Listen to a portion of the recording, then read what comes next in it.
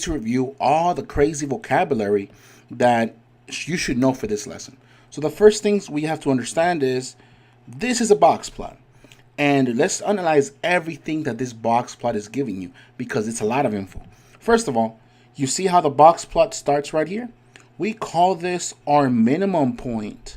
It's the minimum. So our minimum point, our minimum answer right now is 1. So what do you think this is? The 7. You guessed it. You know this is our maximum point. We cannot go further than that.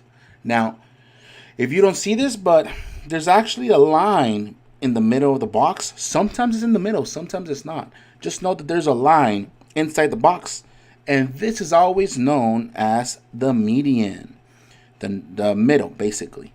But it's not always going to be in the middle. It's the middle of the data. Sometimes it's moved around. Just understand it's the middle. Now, I don't know if you've noticed this, but there's actually 4 sections to this box plot. We have this quartile number 1 right here, which is 25% of the whole data is right here. And 25% of all the information is in this first box. 25% of the rest is in this box. And finally, 25% is in this line. That makes it a nice 100% throughout. So because there are four areas or 4 sections, just like a dollar, we have 4 quarters, right? Just like in money. So because of that, we're going to call this line is called the first quartile. So that's when the first quartile ends.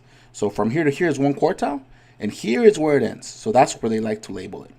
This is the second quartile, but instead of calling it second quartile, we just call it the middle, because it's 2 quarters out of 4 quarters is also the middle, right? 50 cents. This is the end of the third quartile. And again, we don't call this the fourth quartile, we just call it the max, which is the end. And anything else? Yes, one more thing. In the lessons before, we've talked about what is called the IQR. IQR stands for, let me give you this big vocabulary word. IQR stands for interquartile range. It sounds kind of fancy, but it's really super easy. Let's analyze what each word means. Inter means in the inside. Quartile, we're talking about the quartiles inside. Range, from the biggest, from what to what am I measuring? So if I'm talking about the quartiles that are in the inside, well, here's one, here's another one, here's another one, here's another one. I'm talking about the 2 that are inside right here. And if I'm talking about the range, I want to know from the beginning to the end, what is my range from the biggest minus the smallest? That's basically what we're trying to find. This is all the vocabulary you need for the next lesson or the next example.